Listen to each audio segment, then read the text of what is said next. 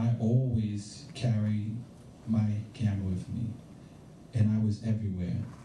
Like our honoree tonight for the Cherry Weinstein and Excellence in Media Awards, Antonio Kelly, for his company Picture This. He's everywhere now.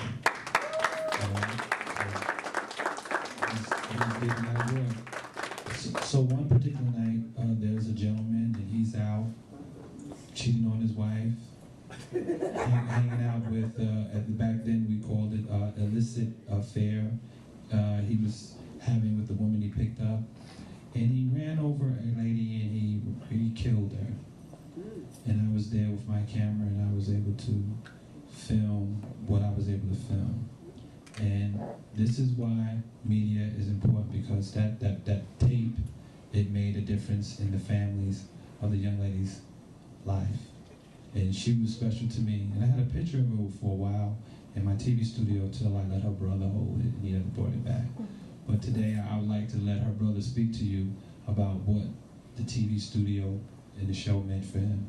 James Cole, come on up.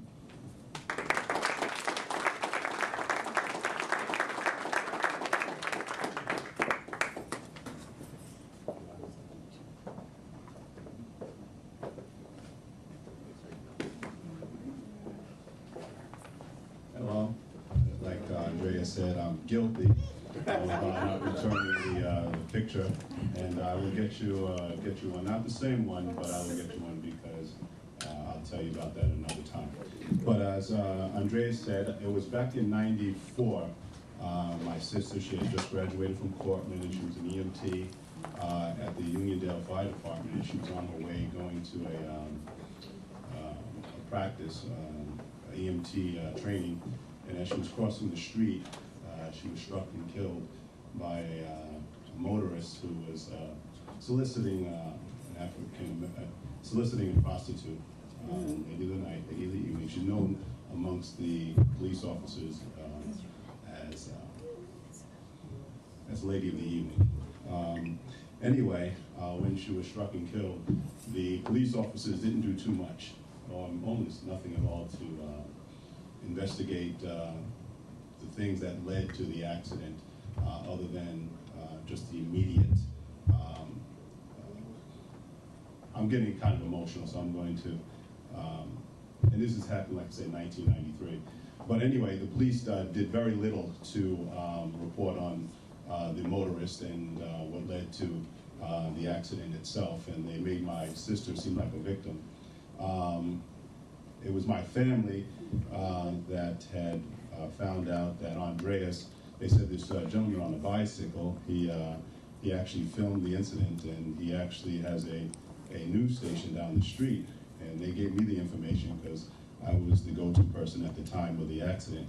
And I went and I met Andreas, and ever since that, he's always been dear to my heart. He's been in addition to what I'm missing from my sister. But from that information, we were able to prosecute the individual. We didn't get what we wanted because the police officer didn't put a lot in the report. They didn't say that he didn't have his contact lenses. They didn't test him for drugs, even though the lady that he was with is known to be a drug user. They didn't do any of those details, which would have made the case a lot easier. But because of what Andreas and the people that were working with him at the time had done, we were able to at least get some satisfaction on behalf of my mother and the family members. That and during that time, also, I'd just like to say the Newsday had put very little in there because they got very little from the police officer, and it made it seem as if she was insignificant. And but from what Mr. Andreas did and what he showed on his TV shows, gave her a lot more dignity than I felt the Nassau police officers gave her. And Newsday, but I don't blame Newsday because for this situation, but I did blame as far as Nassau community, the Nassau cops, for their lack of more in-depth investigation. I am doing this in an impromptu, and I am getting very emotional, even though it's been that long ago. But I'd just like to say, Andreas, we love you. my family appreciates you, and on behalf of all the victims that aren't here to speak for themselves, thank you for giving them a voice, because if it wasn't for people like yourselves, like I said, they would not have one. Thank you very much.